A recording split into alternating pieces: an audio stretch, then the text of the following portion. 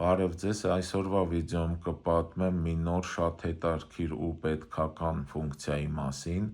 որը ունեն միայն 17-րդ iPhone-ները, նույնիսկ 16-րդ iPhone-ները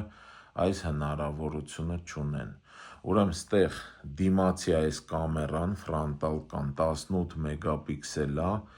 և ունի օրիենտացիայի փոփոխության հնարավորություն վերտիկալից հորիզոնական և հակառակը,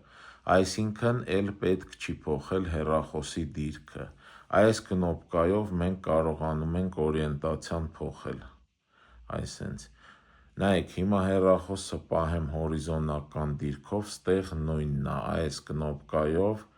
օրիենտացիան փոխվում է վերտիկալից հորիզոնական և հակառակը։